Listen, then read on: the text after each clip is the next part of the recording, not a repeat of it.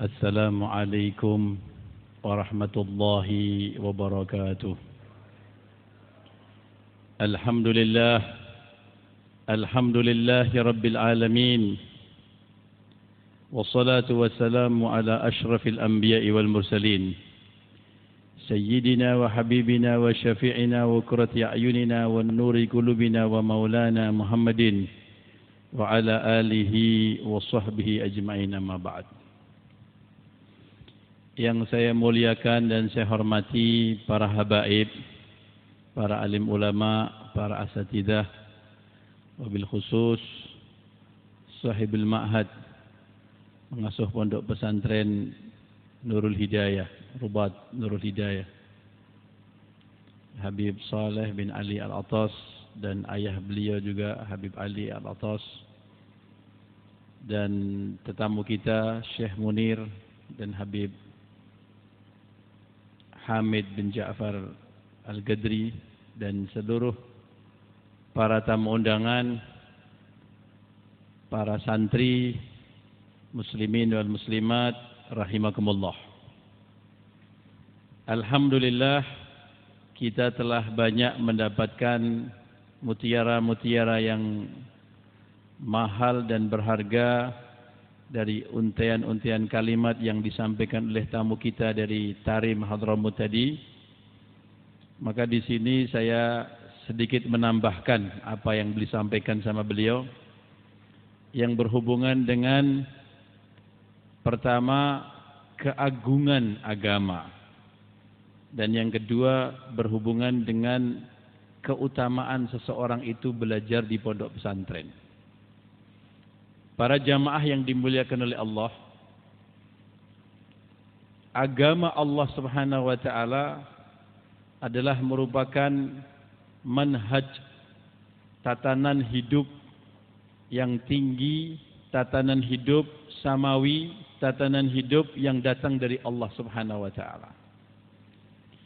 Dan Allah Subhanahu wa taala zat yang maha tahu, zat yang maha faham tentang apa yang kita hajatkan, tentang apa yang kita butuhkan untuk bisa menghantarkan kita keselamatan, menghantarkan kita memperoleh kebahagiaan, menghantarkan kita memperoleh kehormatan dan kemuliaan hidup baik di dunia ini sampai dengan di akhirat nanti. Maka agama Allah yang merupakan wahyu yang dibawa oleh junjungan kita Nabi besar Muhammad sallallahu alaihi wasallam adalah agama yang paling cocok, aturan-aturan hidup yang paling hebat untuk kita jadikan sebagai tuntunan dalam kehidupan kita. Maka Allah Subhanahu wa taala berfirman, "Fa'akim wajhaka lid-dini hanifa fitratallahi allati fatara an-nasa 'alaiha." Hadapkanlah hati kalian, yang merupakan raja kita adalah hati kita. Hati kita ini kita hadapkan dengan agama yang lurus, menerima dengan ikhlas, menerima dengan ridha, ya, dengan agama yang lurus ini, yang mana Allah Subhanahu wa taala ciptakan manusia sesuai fitrahnya ini dengan agama yang lurus ini. Para jamaah yang mulia, kalau manusia itu menggunakan akalnya yang sehat, dan kedua manusia itu jujur terhadap fitrahnya yang asli, maka semua ajaran-ajaran Allah yang ada dalam Al-Quran dan dalam sunnah Nabi besar Muhammad sallallahu alaihi wasallam itu cocok sekali dengan kehidupan manusia. Maka para jamaah yang mulia, kita pada zaman ini, ya, jangan sampai kita merasa minder terhadap Islam yang telah dijadikan oleh Allah Subhanahu wa taala sebagai satu-satunya agama yang telah diterima oleh Allah dan diakui oleh Allah Subhanahu wa taala. Pada zaman ini di dunia barat, ya, di dunia barat mereka setiap hari berbondong-bondong orang masuk Islam. Ya. 4 hari yang lalu saya datang dari Tarim kebetulan. Ada ziarah Nabi Hud alaihissalam. Saya hadir sana selama 2 minggu. Dan di Tarim saat ini banyak orang-orang Eropa, banyak orang-orang Amerika ya yang belajar di Tarim dan selalu berdatangan. Dan di antara acara di ziarah Nabi Hud alaihissalam, Al-Habib Umar bin Hafid guru kita meminta kepada para wakil-wakil dari Amerika, wakil dari Eropa, dari Inggris, dari Kanada, ya, dari mana-mana yang hadir itu termasuk juga dari Indonesia untuk menyampaikan bagaimana kondisi agama, kondisi perkembangan dakwah di negerinya masing-masing. Di dalam cerita-cerita tersebut para jamaah yang mulia, bahwa pada saat ini orang-orang barat mereka semua sangat mendambakan kehidupan yang suci. Mendambakan kehidupan yang murni sesuai dengan fitrah manusia yang asli. Mereka hidup dengan tatanan produk-produk manusia yang penuh dengan kebebasan, yang penuh dengan ukuran-ukuran materi yang disebut kapitalisme, kebebasan yang disebut dengan liberalisme, dengan berpikir yang bebas, berbuat yang bebas dan sebagainya, sehingga manusia di sana lebih rendah daripada binatang di dalam akhlaknya, di dalam perbuatannya, dan di dalam cara bergaulan kehidupannya sehari-hari. Sehingga ketika tampak pada kehidupannya ajaran Allah yang suci, yang diajarkan dan dibawa oleh Nabi SAW yang suci, dengan ajaran yang penuh akhlak, ajaran yang penuh dengan kemanusiaan, ajaran yang penuh dengan kehormatan dan kemuliaan, maka langsung mereka tertarik. Langsung mereka tertarik dan setiap hari berbondong-bondong orang masuk Islam. Saat ini para jamaah yang mulia, di Belanda ada 400 masjid. Di Jerman ada 500 masjid. Di Prancis ada 4.000 masjid. Di Inggris ada 4.000 masjid. Di Gedung Putih para jamaah yang mulia, di Gedung Putih yang orang kalau bicara Gedung Putih, tempat parlemen yang senatornya Amerika dan berbangga dengan itu, di bawah Gedung Putih itu ada masjid. Dan setiap hari orang masuk Islam di masjid itu. Setiap hari orang masuk Islam di masjid itu. Hidup di dalamnya halaqah ta'lim, hidup di dalamnya pelajaran-pelajaran agama dan khidmat kepada orang-orang yang datang dari manapun itu dilayani dengan baik di masjid itu. Terus tidak bisa dibendung orang masuk Islam yang luar biasa. Bahkan bisa dikhawatirkan oleh orang-orang Inggris saat ini, ya. Mereka khawatir, orang-orang yang fanatik kepada agamanya khawatir bahwa Inggris akan menjadi negara Islam. Karena sudah hampir tiap hari ratusan orang masuk Islam. Tiap hari orang masuk Islam para jamaah. Para jamaah yang dimuliakan oleh Allah, jadi Islam memang agama yang paling relevan terhadap kehidupan kita. Yang paling cocok dengan hati kita. Yang paling cocok dengan akal kita. Dan paling cocok dengan perasaan manusia itu sendiri. Maka begitu tampak kesucian Islam, begitu tampak kemurnian Islam di hadapan manusia-manusia yang jujur, maka mereka langsung menerima dengan baik. Sementara orang-orang yang berada di timur macam kita ini, orang-orang Indonesia, mereka orang barat, kita orang timur, justru kita malah meninggalkan Islam sedikit demi sedikit dan kita berkiblatkan kepada orang barat yang dalam kehidupan lamanya.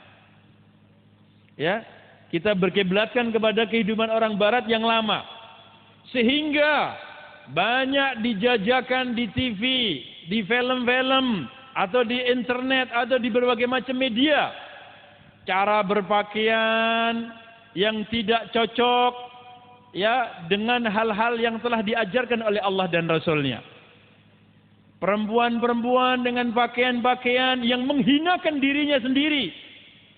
Perempuan-perempuan yang menghinakan pribadinya. Ya, sampai dia terbuka auratnya ataupun mungkin dia memakai pakaian yang terlalu ketat sehingga terbentuk badannya. Dipikir hal itu satu hal yang modern dan hal yang maju, padahal orang itu adalah orang yang tidak menggunakan akal yang waras, karena badan yang mestinya harus tertutup dia buka. Dan sesuatu yang terbuka itu hal yang murah. Tidak mungkin kita ini para jamaah yang mulia mau beli jeruk yang sudah kebuka. Bahwa kira-kira kalau ada orang jual pisang di pasar, pisangnya sudah kebuka, bisa mau beli enggak kira-kira? Ya, kena debu, kena lalat, kena solar dan macam-macam. Tapi kalau pisang tertutup bahkan diplastikin yang rapi, nah ini pisang bagus ini. Ya. Banyak sekarang ini orang yang perempuan adalah mahkota. Perempuan adalah satu hal yang terhormat di dalam agama. Maka perempuan itu ditempatkan satu tempat yang tinggi di dalam Islam. Mestinya pakai pakaian yang baik, pakai pakaian rapi, yang tertutup dan sebagainya. Tapi karena terpengaruh pikiran dan terpengaruh kehidupan orang-orang yang tidak paham agama, tempat pakaian yang rapi malah ditinggalkan dan dilepas, diganti dengan pakaian-pakaian yang tidak cocok ya dengan kemanusiaan itu sendiri. Para jamaah yang dimuliakan Allah, banyak sekarang nih para pemuda-pemudi kita yang mereka berkiblatkan dalam kehidupannya orang-orang yang barat, yang mana mereka sendiri sekarang ini sudah merasa muak terhadap kehidupannya. Mereka sendiri sudah merasa jijik dengan kehidupannya. Ya. Karena yang sudah keluar dari nilai-nilai kemanusiaan, nilai-nilai akhlak, nilai-nilai budi pekerti dan nilai-nilai kehormatan. Para jamaah yang dimuliakan Allah, adapun Islam adalah aturan Allah samawi, aturan Allah yang tinggi, aturan Allah yang maha agung, yang akan menempatkan manusia pada kedudukan yang sangat tinggi. Bahkan kalau manusia taat betul-betul sesuai dengan apa yang telah diajarkan Allah dan Rasulnya, maka kemuliaannya akan melebihi daripada malaikat. Ketinggiannya dan kehormatannya akan melebihi daripada malaikat. Untuk itulah para jamaah yang mulia, bahwa agama ini adalah pengagungan agama. Ad-din huwa ta'zimuddin. Agama ini adalah mengagungkan agama. Bagaimana dalam hati kita merasa bangga. Fashhad bi annal muslim. Saksikan bahwa diri kita ini adalah seorang muslim. Bi anna muslimin, kita orang Islam. Bangga dengan pakaian Islam, bangga dengan adab-adab Islam, bangga dengan akhlak-akhlak yang diajarkan dalam Islam, dan akhlaknya Islam, adabnya Islam, sunnah yang diajarkan Nabi itu cahaya. Itu cahaya. Setiap orang Islam yang dia mengamalkan ajaran Islam, maka itu sebagai dakwah oleh orang-orang yang ada di lingkungannya. Itu sebagai pengajak yang kuat, ya, magnet yang kuat kepada orang yang melihatnya. Untuk itulah para jamaah yang mulia, terutama para santri, jangan kalian minder terhadap ilmu yang kalian pelajari. Kenapa? Karena ilmu yang kalian pelajari, ilmu nabawi, ilmu samawi, ilmu wahyu ilahi. Setiap manusia yang hidup dari manapun, bangsa apapun, warna kulit apapun, dari negeri manapun, mereka saat ini haus terhadap nilai-nilai Islam. Saat ini mereka haus terhadap ajaran-ajaran yang murni yang diajarkan oleh Rasulullah sallallahu alaihi wasallam. Ya, maka kalian nanti keluar dari pondok pesantren, maka kalian akan menjadi cahaya-cahaya di kampung-kampung kalian, menjadi cahaya-cahaya di masyarakat kalian, dan mereka butuh terhadap cahaya itu. Para jamaah yang mulia, Sudah menjadi janjinya Rasulullah sallallahu alaihi wasallam bahwa di akhir zaman nanti akan datang satu masa tidaklah ada satu rumah baik dari tembok, dari batu, dari kayu, dari alang-alang ataupun dari tanah kecuali rumah itu akan kemasukan Islam, kemasukan ajaran Islam dalam keadaan mereka menerima dengan ikhlas atau mereka menerima dengan paksa, kata Nabi. Mesti akan masuk dimanapun, dari negeri manapun juga. Maka saat itu para jamaah mulia, orang yang memegang agama adalah orang yang terhormat. Orang yang memegang agama adalah orang yang mulia. Orang yang memegang agama adalah orang yang ditinggikan oleh Allah derajatnya di dunia ini sampai dengan akhirat. Wal aqibatun lil muttaqin. Al aqibah yang final yang sesungguhnya keberjayaan dan kebahagiaan, keselamatan yang hakikat adalah orang-orang yang bertakwa, adalah orang-orang yang memegang agama. Para jamaah yang dimuliakan Allah Subhanahu wa taala, untuk itu kalian jangan sampai minder terhadap ajaran-ajaran yang telah diajarkan di pondok pesantren ini, karena ajaran Islam, para jamaah yang mulia, ajaran Islam ini mengajarkan kepada sesuatu yang paling agung, yaitu apa? Mengenalkan Allah kepada manusia, merupakan makhluk yang paling tinggi di alam semesta. Ilmu, saya tidak merendahkan ilmu-ilmu yang lain, tapi fahamilah bahwa ilmu yang paling tinggi adalah ilmu agama.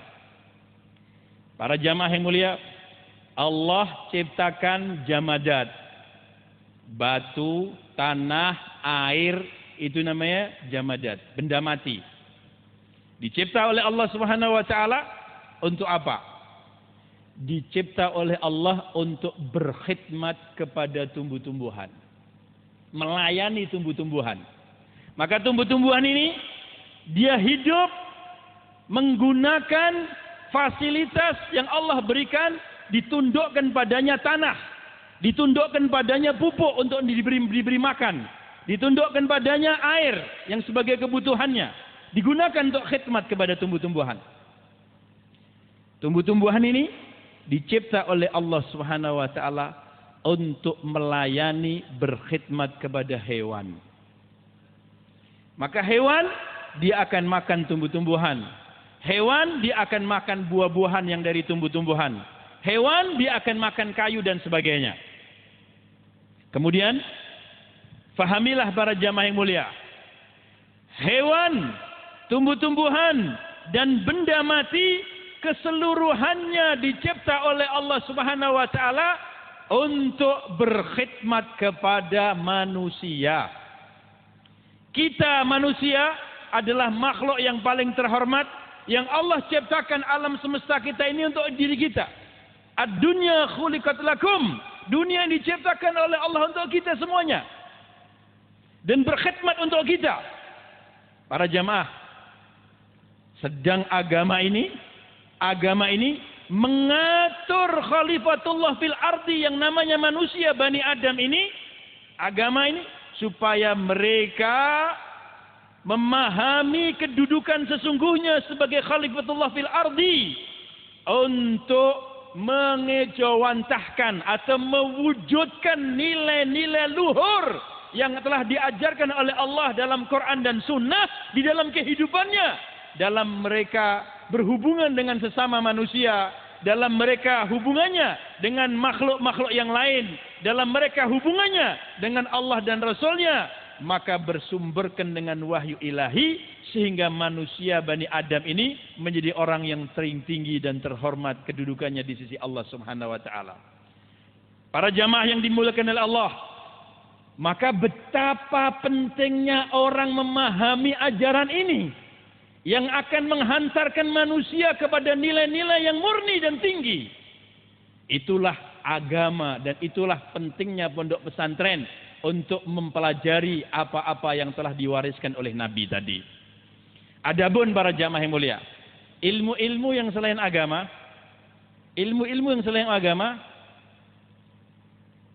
semua ilmu yang selain agama itu adalah ilmu yang terbatas kepada untuk melayani manusia itu sendiri. Orang pandai di dalam ilmu pertanian sehingga dia selidiki tanah. Oh, tanah di Tegal ini mengandung kandungan tanahnya seperti ini. Ya, maka dia paling cocok untuk bercocok tanam dengan ini.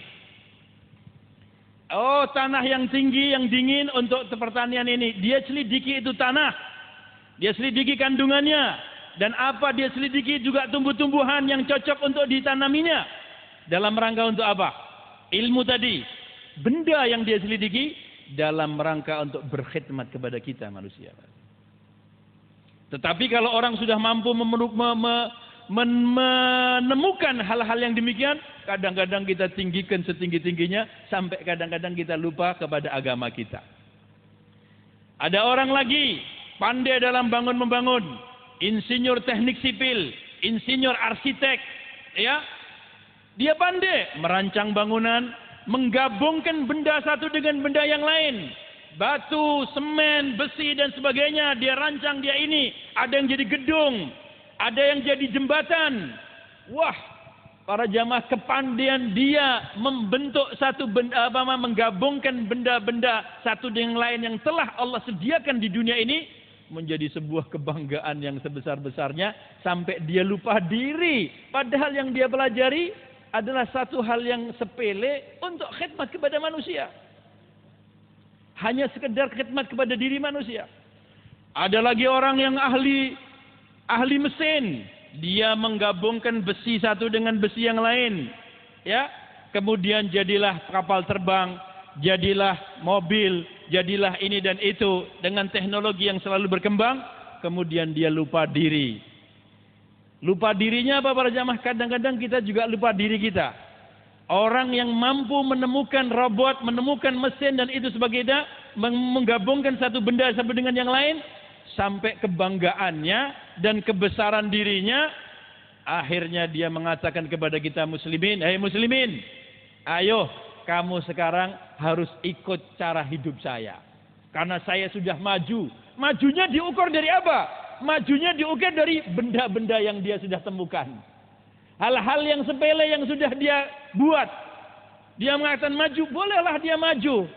Dan bolehlah kita menggunakan fasilitasnya. Tapi ingat, kalau mengenai prinsip hidup, jangan sampai kita ngikuti orang yang telah menemukan benda-benda itu. Kita punya prinsip hidup yang samawi. Kita punya merupakan manhaj hidup yang tinggi dari Rabbul Alamin. Mereka lupa diri dengan teknologi yang mereka tak dapatkan. Sehingga kita pun juga membanggakannya sampai kita jual prinsip hidup kita. Kita jual akhlak kita. Kita jual kepribadian kita. Kita jual kehormatan kita. Kita ngembek, kita ngikuti orang-orang yang tidak pernah sujud seumur hidup sekalipun. Orang-orang yang tidak pernah kenal kepada Allah dan Rasul-Nya. Ya, itu para jangan sampai, karena mereka hanya hal yang sepele sebenarnya yang mereka dapatkan.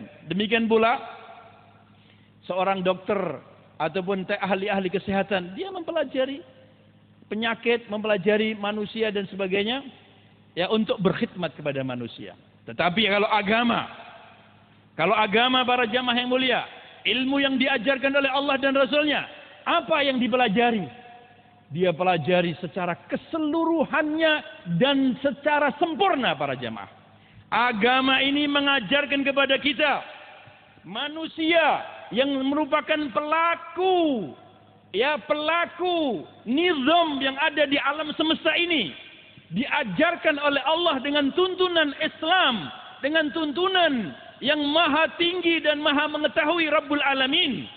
Bagaimana kita ini bersikap para jamaah yang mulia? Bagaimana kita bersikap menggunakan tubuh kita secara pribadi ini? Saya akan cerita secara pribadi. Menggunakan tubuh kita secara pribadi ini. Bagaimana mata kita gunakan sesuai dengan tuntunan apa yang boleh kita lihat dan apa yang tidak boleh kita lihat. Kita dituntun bagaimana telinga kita, bagaimana tangan kita, bagaimana lisan kita, apa yang boleh kita makan dan apa yang tidak boleh kita makan, dan bagaimana cara kita makan. Kita dituntunkan bagaimana kita menggunakan kaki. Kemudian lebih daripada itu kita menggunakan akal. Lebih daripada itu kita menggunakan hati. Bagaimana hati kita Kira-kira para jamaah yang mulia, mana tuntunan produk manusia yang membicarakan bagaimana menuntun hati kita?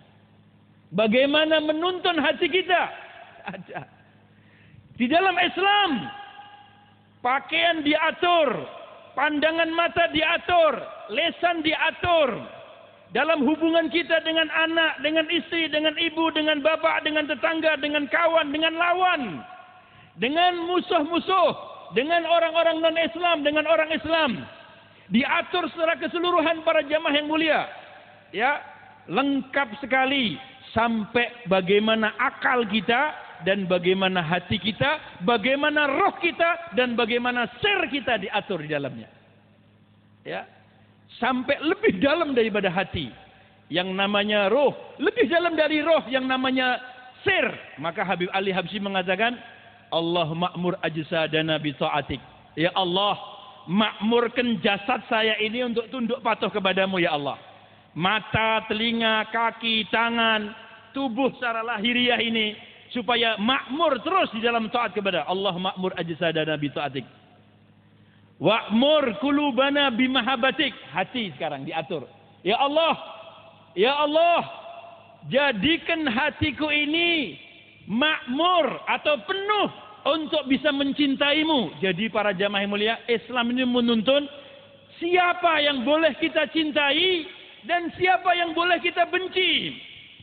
Siapa yang harus kita jadikan sebuah kebanggaan dan siapa yang harus kita jadikan kita rendahkan. Sampai di dalam cinta dan benci diatur di dalam Islam. Itu hati. Kemudian wa'mur arwahana bima'rifatik. Arwah kita, roh kita diatur. Bagaimana arwah kita, roh-roh kita ini para jamaah bisa mencapai ma'rifatullah. Bisa mencapai ma'rifatullah, itu tuntunan Islam. Dan tidak ada lagi di dalam tuntunan di alam semesta ini seperti Islam. Lebih daripada roh.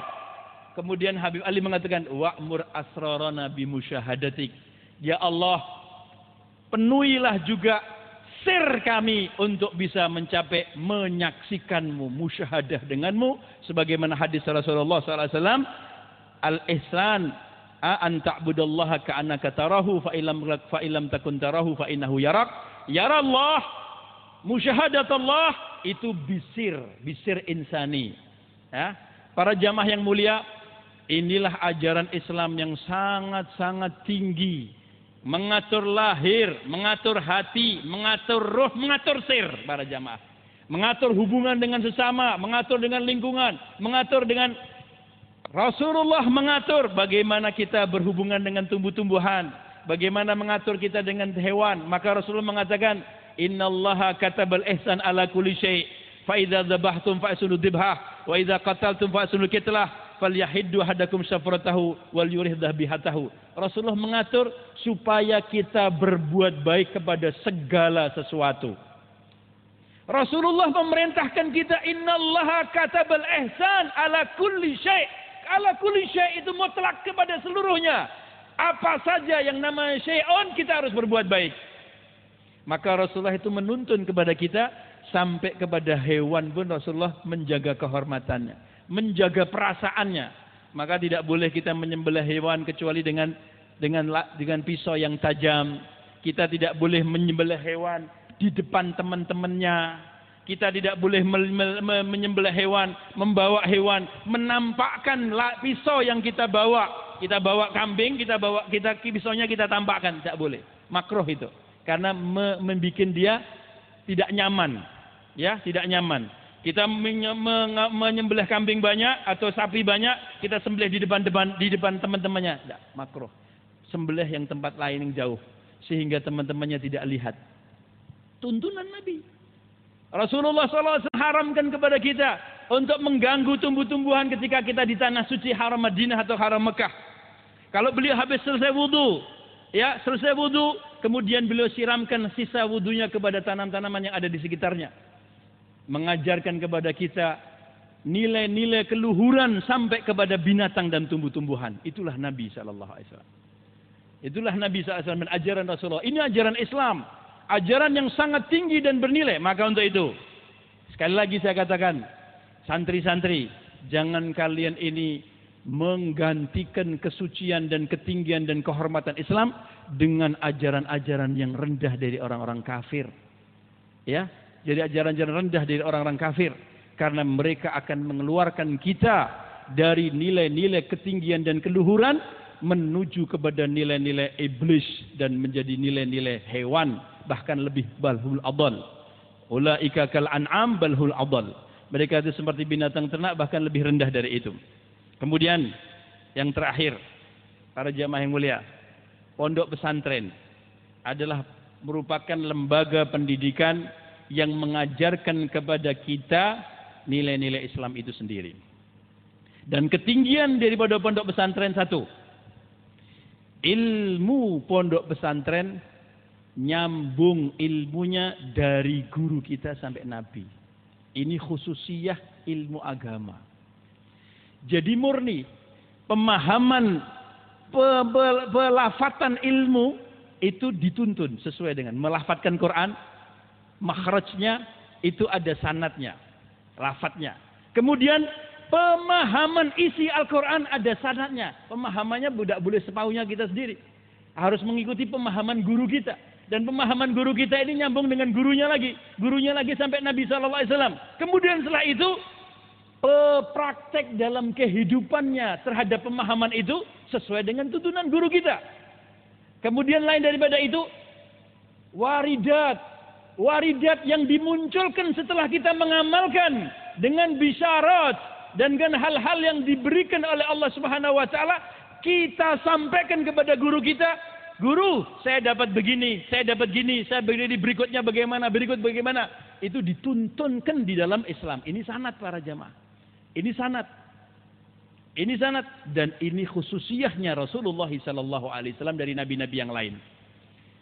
Maka ini ada di pondok pesantren Ahlus Sunnah wal Jamaah, pondok pesantren salaf yang telah diajarkan seperti Al-Habib Abdul Ghadir bin Ahmad As-Segaf, Abul Faqih Kiai Maimun Zubair, Sayyid Habib Umar bin Hafid, Habib Abdullah bin Abdul Ghadir, Bil-Fiqih, dan juga para guru-guru yang lain.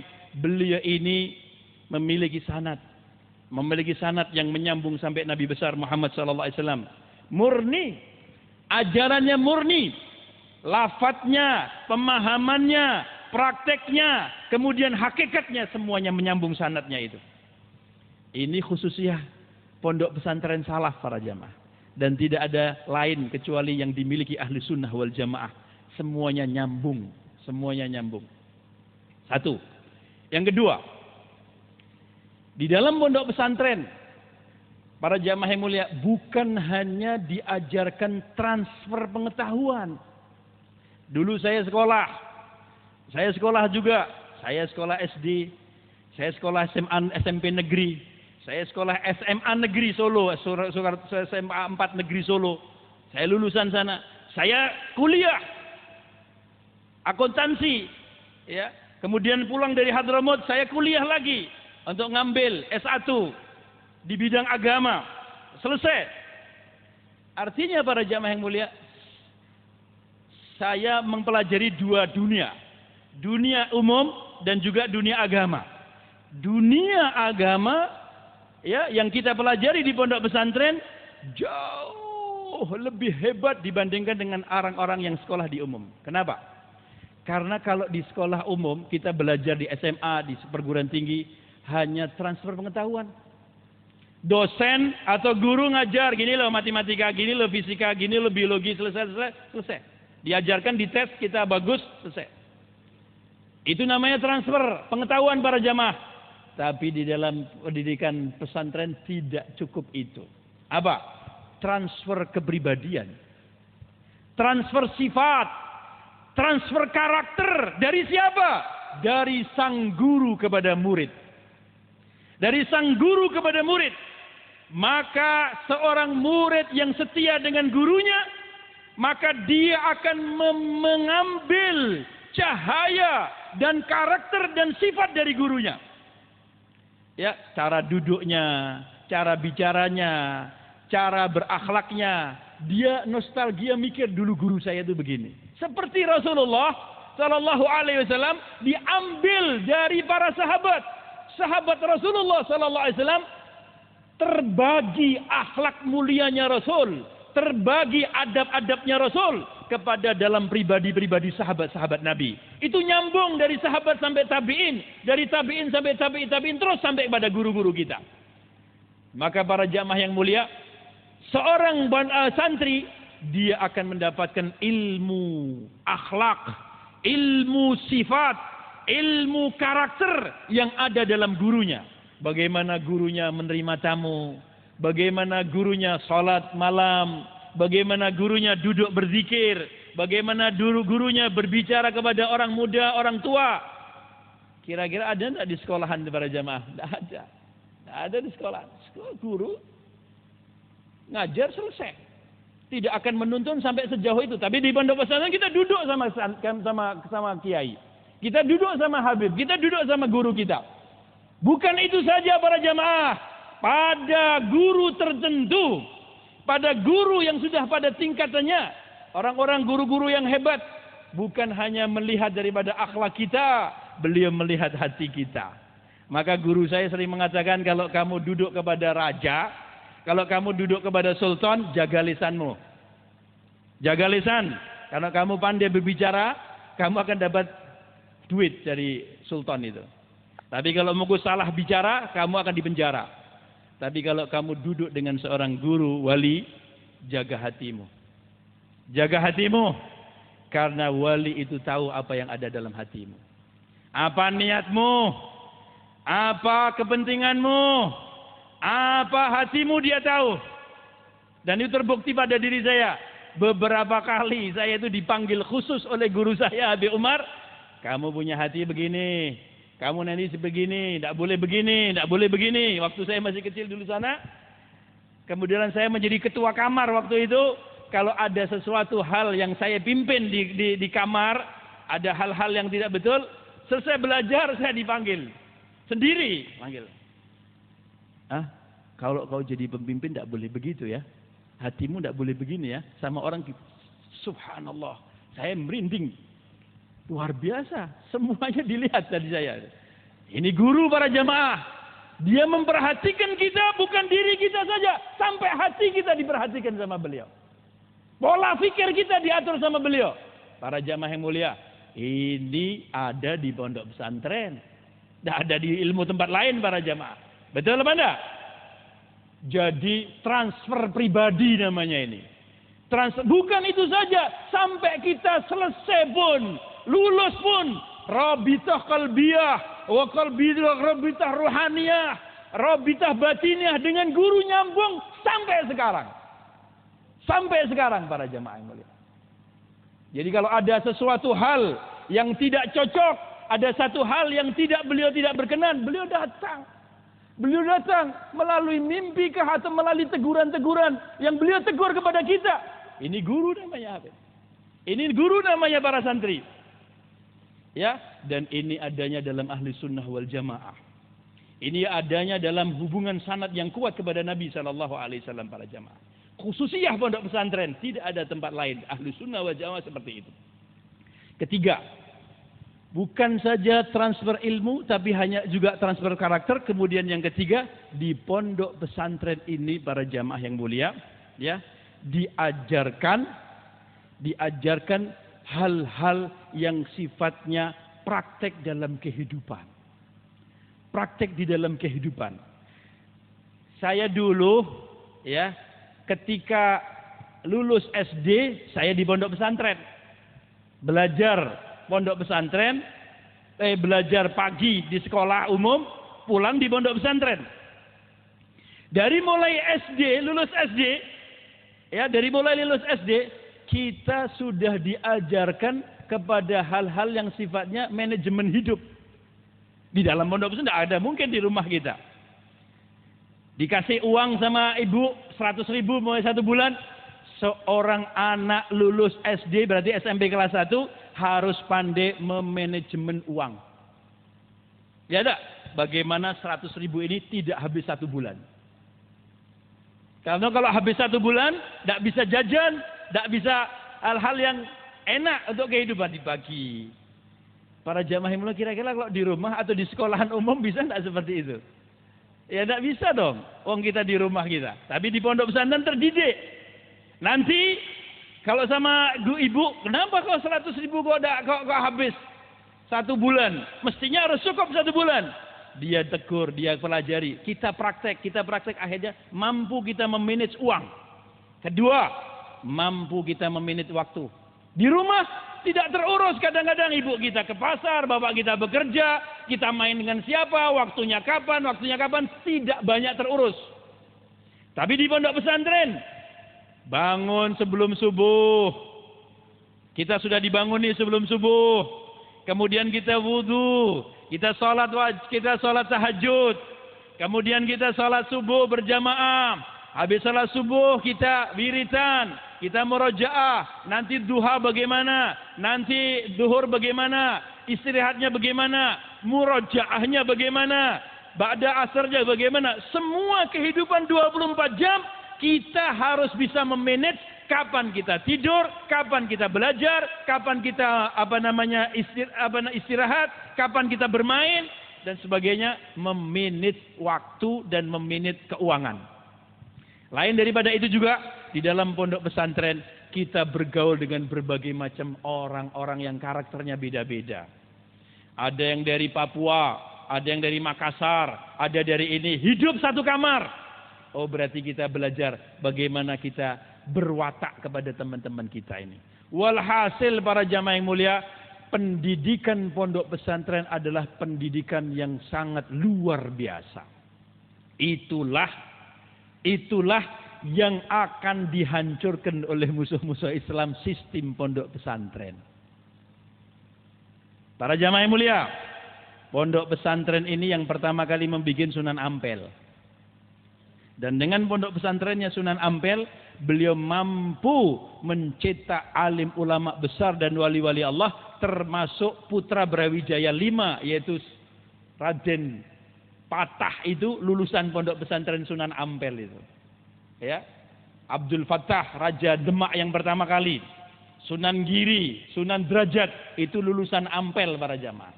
Yang membuat Sunan Ampel. Dan Belanda, Inggris, Portugis, ya, mereka faham betul, jangankan sekarang, sampai zaman dulu tuh ngerti bahwa di dalam pendidikan Indonesia atau Nusantara yang disebut pondok atau pesantren itu adalah kader-kader yang militan, yang hebat, yang mencetak orang-orang yang susah untuk ditumbangkan akhlaknya, budi pekertinya untuk dirusak. Maka mereka berusaha untuk akan membumi hanguskan sistem pondok ini. Sistem pondok ini. Mudah-mudahan para jamaah. Kenapa? Mereka tahu itu. Mereka tahu bahwa di dalam pondok pesantren akan menghasilkan orang-orang yang hebat di dalamnya. Untuk itu para jamaah yang mulia, mudah-mudahan para santri-santri yang ada di pondok pesantren sini ya semangat di dalam belajar. Pelajari dengan ilmu-ilmu dengan sebaik-baiknya dan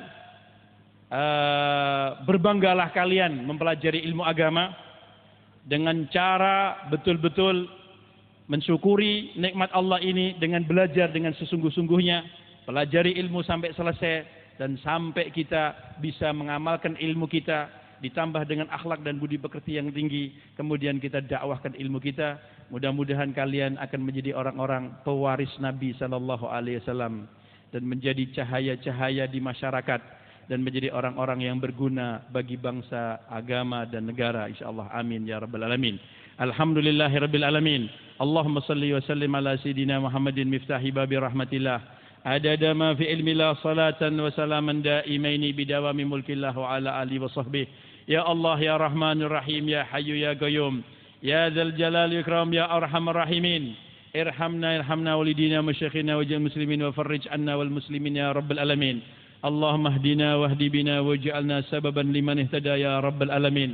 Allahumma aslih lana dinana alladhi huwa ismatu amrina wa aslih lana dunyana allati fiha ma'ashuna وأصلح لنا آخرتنا التي إليها معادنا واجعل الحياة زيادة لنا في كل خير واجعل الموت راحة لنا من كل شر يا رب العالمين اللهم بارك لنا في أولادنا وفي طلابنا واحفظهم ولا تضرهم ووفقهم في طاعتك وارزقنا برهم وبارك لنا في الحال والمال والأهل والعيال يا كريم يا متعال برحمتك يا أرحم الراحمين ولأرواح مشايخنا ومعلمينا من العلماء الحضرموت ومن أهل الزنبل أهل فرات أهل أقدر أهل المدينة وجميع الأولياء في تقال والأولياء في جوال بوسا والأولياء في إندونيسيا كاملا كافة في بشر الأرض وغربها وولدينا ولديكم وأمتنا وأمتكم وأمة المسلمين عامة بأن الله يغفر لهم ويرحمهم ويؤلي درجاتهم بالجنة ورد علينا بركاتهم وأسرارهم وعلومهم ونفحاتهم في الدين والدنيا والآخرة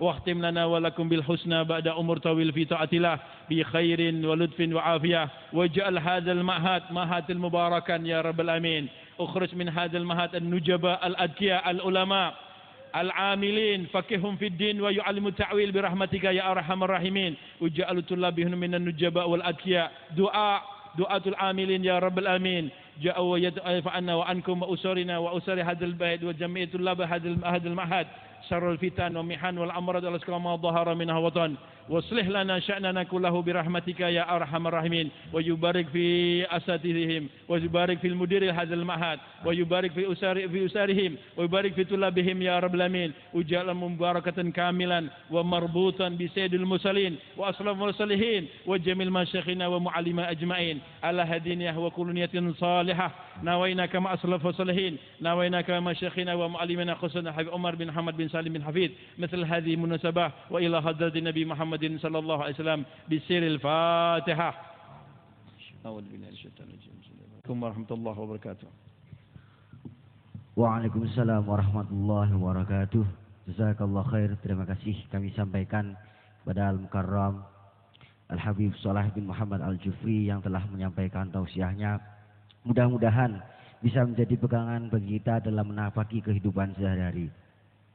Dengan berakhirnya tausiah dan juga doa dari Al-Mukarram Al-Habib Shalih bin Muhammad Al-Jufri, maka berakhirlah acara haflah Huruf Tanah di Bab Nurul Hidayah tahun 1435. Kami selaku Muqaddimul Alqab menyampaikan terima kasih yang sebanyak-banyaknya kepada para hadirin yang menyempatkan waktu untuk hadir dalam acara haflah Huruf Tanah. Tak lupa kami juga mohon maaf yang sebanyak-banyaknya apabila banyak kata yang kurang berkenan bagi para hadirin semuanya. Allahumma fiqna qawm. Assalamualaikum warahmatullahi wabarakatuh.